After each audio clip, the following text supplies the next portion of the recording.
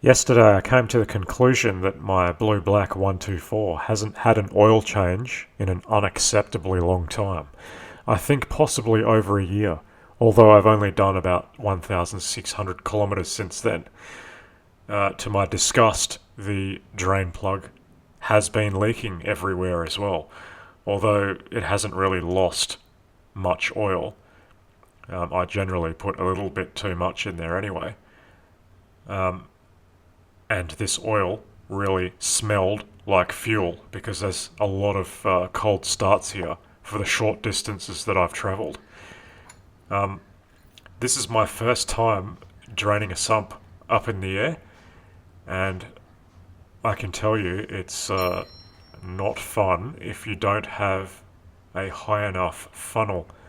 I just had my bottle with the funnel sitting on the floor.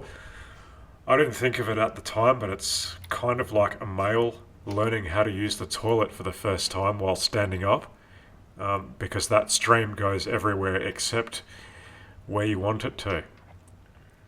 It starts out okay, but once the full flow of that stream starts, it basically misses that funnel and goes absolutely everywhere. So I did end up lifting that funnel up to capture the oil a bit better.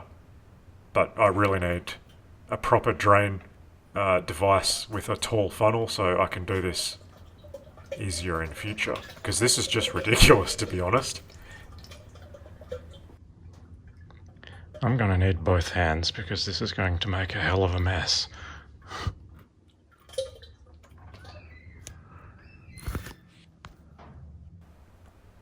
So after some time has gone by, the vast majority of the oil has been drained, and I don't have to worry too much about it spilling everywhere, but my waste oil container is getting rather full, so I will have to empty that soon. Fortunately, I can recycle it for free at my local rubbish dump. And now that the car is in the air, I can even use my torque wrench on the drain plug. Something I wasn't able to do before because I never was able to get the car up high enough. For those unaware, this is what my front wheel bearings were like. They're ridiculously loose. I think I blame myself 7 years ago. I did it with a dial gauge and I'm pretty sure I didn't know what I was doing. I had only just got one and I'm not sure I was reading the gauge correctly, so I've probably screwed up these bearings. Nonetheless, I'm going to give it a go as far as tightening them up again and see how that goes. And no, this is not MB approved grease, this is fully synthetic wheel bearing grease. I don't know if that's contributed to the premature failure of my bearings or it's because I didn't adjust them properly.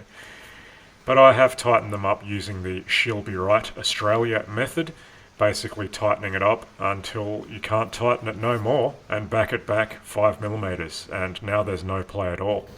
After a quick test drive I didn't hear any funny noises, but I think I need to take it for a decent drive and give it a proper road test.